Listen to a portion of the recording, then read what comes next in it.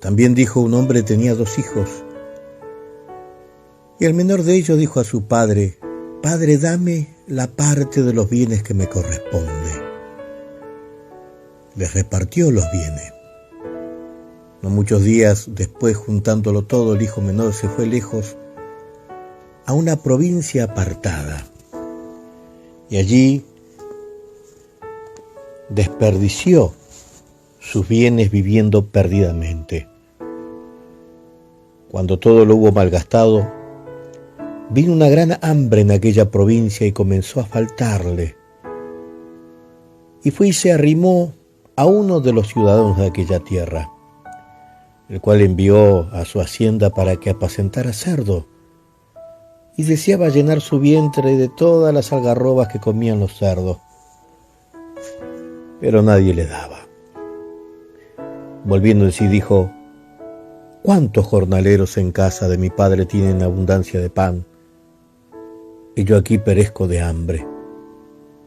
Me levantaré e iré a mi padre y le diré: Padre, he pecado contra el cielo y contra ti. Ya no soy digno de ser llamado tu hijo. Hazme como a uno de tus jornaleros. Y levantándose vino a su padre, y cuando aún estaba lejos, lo vio su padre y fue movido a misericordia. Y corrió, y de hecho, y se echó sobre su cuello y le besó. Y él dijo, y el hijo le dijo: Padre, he pecado contra el cielo y contra ti, y ya no soy digno de ser llamado tu hijo.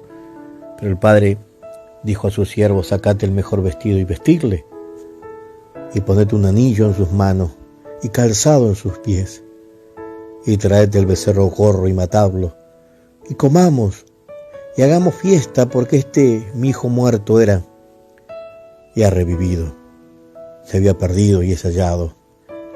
Y comenzaron a regocijarse.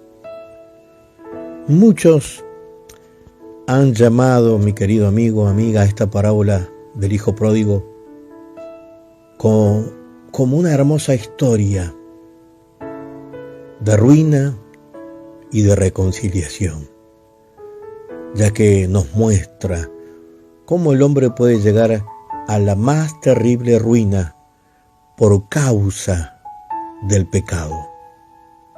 Pero también esta ilustración arroja una luz de esperanza al mostrarnos el camino hacia la restauración. La parábola del hijo pródigo nos habla también precisamente de un hijo, un pródigo hijo. Tuvo la decisión de escoger un camino, porque la Escritura nos habla también, ¿no?, que un hombre tenía 2 hijos y el menor de ellos dijo a su padre: Padre, dame la parte de los bienes que me corresponde, y le repartió los bienes. Esta parábola inicia presentando a un hombre, ¿no?, a un padre de familia, el cual tenía 2 hijos, y el menor de ellos decidió pedirle la parte de la herencia que le correspondía, ya que la ley judía establecía. Eso podemos encontrar en el Antiguo Testamento, Deuteronomio 21:17, que el hijo primogénito tenía que recibir el doble, por lo que el segundo hijo le correspondía la tercera parte de la herencia. Al hacer esto, el hijo estaba repudiando a su padre al decirle que ya no quería vivir a su lado. O sea, estaba abiertamente rechazándolo, diciéndole que no quería que él, su padre, gobernase o dirigiese su vida. Él quería dejar de vivir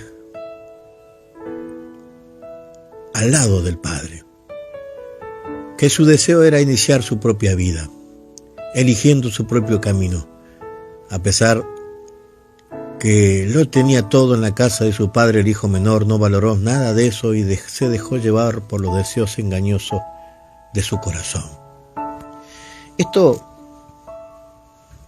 retrata muy bien la vida del ser humano. Dios nos ha dado la vida y tiene un plan maravilloso para nosotros.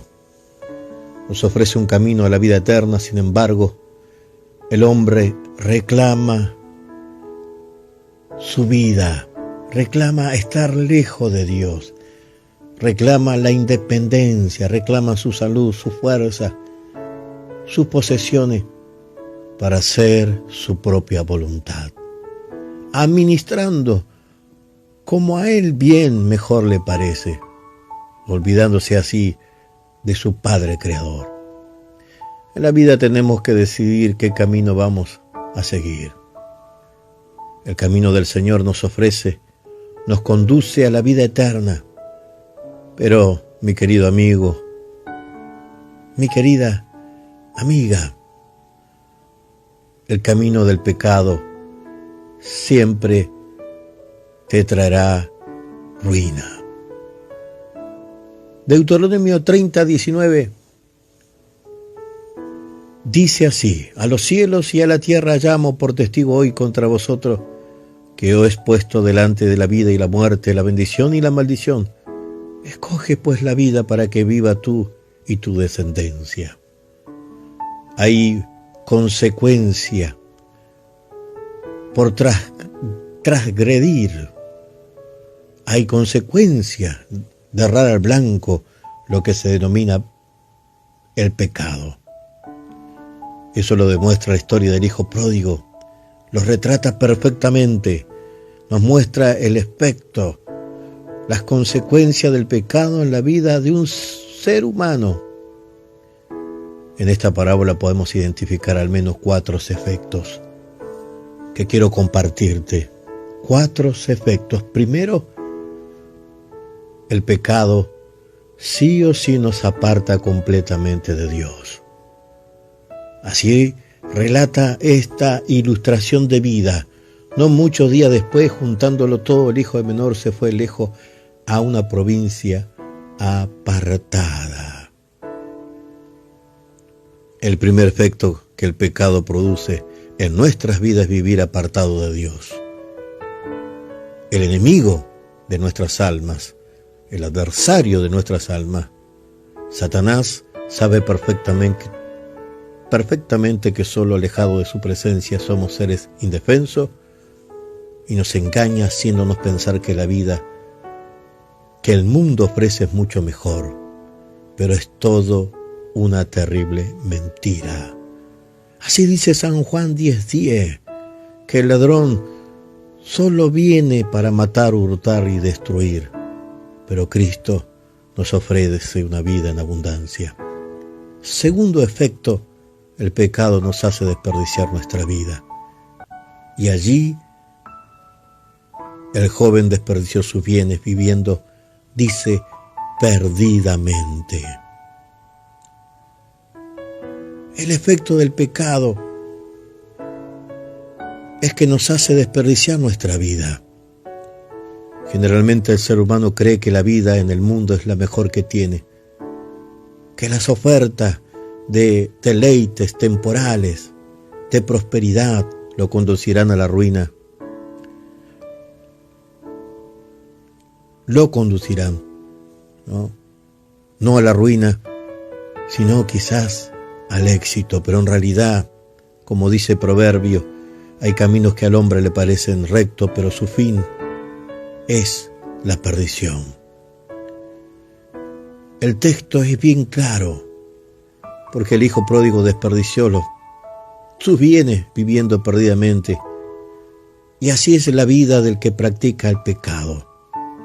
Piensa que lo tiene todo, que el mundo está a los pies, que tiene amigos, que tiene placeres a disposición las 24 horas de su vida, pero luego solo queda el vacío, solo quedan las tinieblas. Tercer efecto que podemos ver en este relato es que el pecado destruye no solo el presente, sino nuestro futuro. Cuando todo lo que hubo malgastado, vino una gran hambre en aquella provincia y comenzó a faltarle.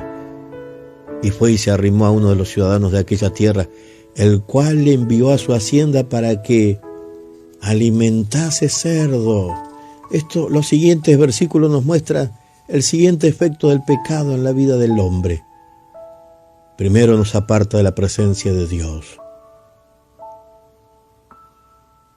de su presencia, esa presencia que da paz, esa presencia que da calma, esa presencia que solo puede llenar el vacío profundo que tiene el hombre, y deja expuesto la malicia de este mundo, la maldad de este mundo. Luego nos engaña haciéndonos desperdiciar nuestra vida hasta perderlo todo. ¿Cuántos jóvenes conocidos en estos años como ministros del Evangelio que han empezado en los placeres y después, cuando se los pasan los años, están arruinados, avejentados, destruidos, vacíos?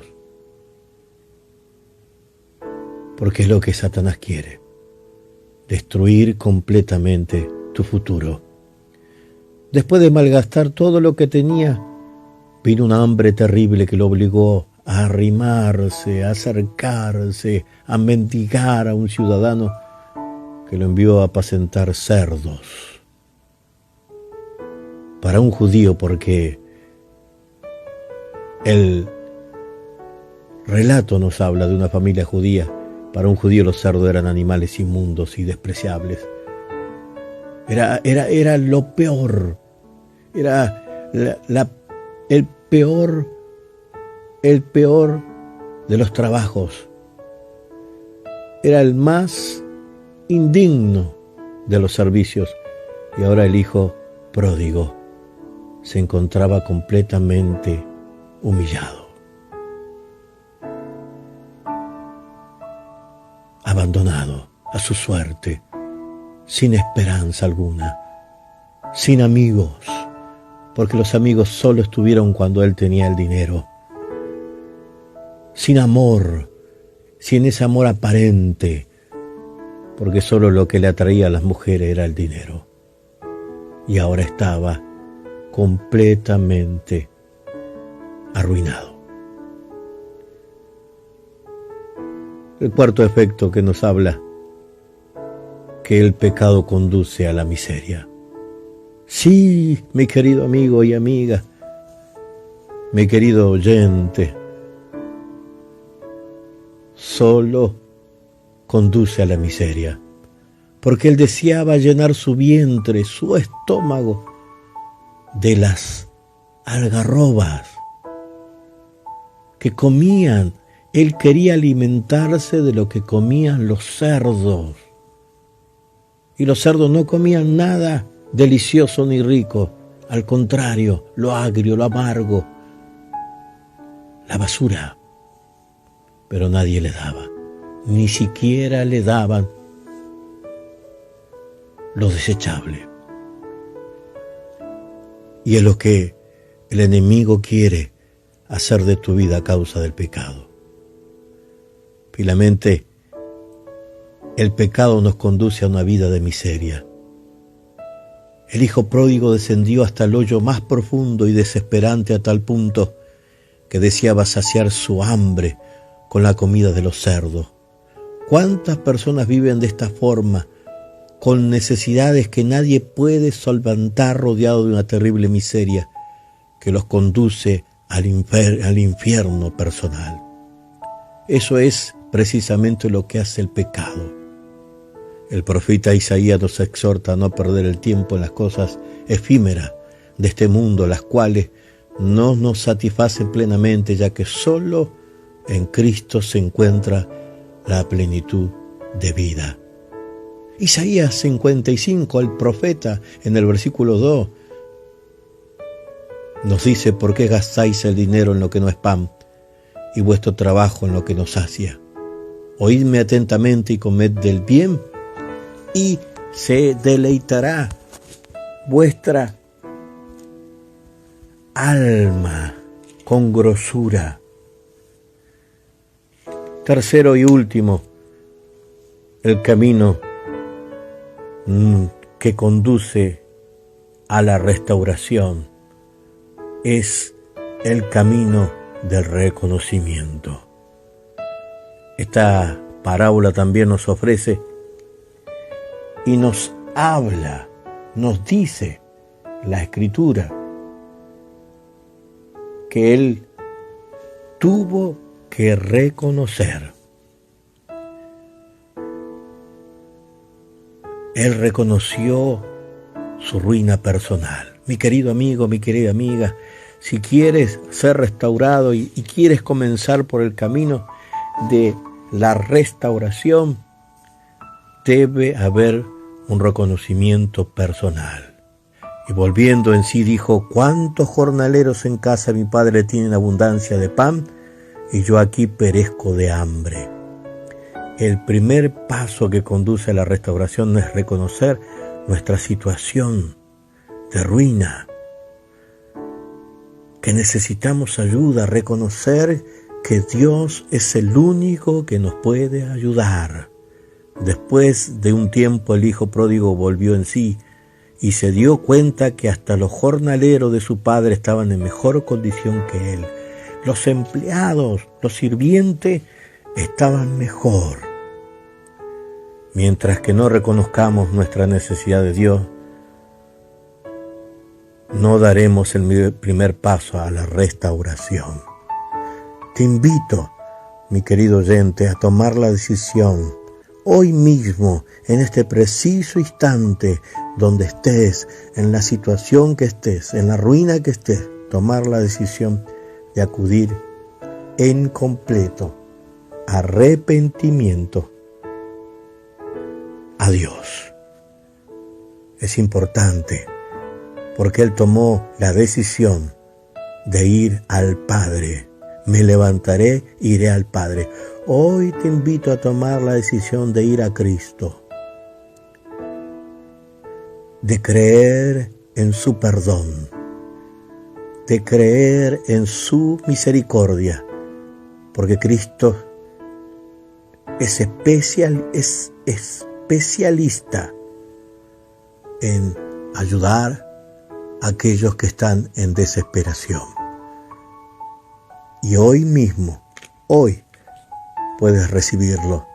Y como este hijo que volvió al Padre, y el Padre lo recibió dándole un beso, dándole un anillo, dándole ropa nueva y haciéndole una fiesta, así también el Señor hará una fiesta en los cielos, porque un pecador se ha arrepentido. Di conmigo: Señor, yo me vuelvo a ti, reconozco mis pecados, reconozco que soy pecador, reconozco que necesito tu perdón, reconozco que he estado en lo más profundo del abismo, reconozco que he estado comiendo de la basura del pecado y que fue mi causa, mi decisión, por haber tomado decisiones, la decisión de haberme alejado de ti, pero en este instante me vuelvo a ti de todo corazón.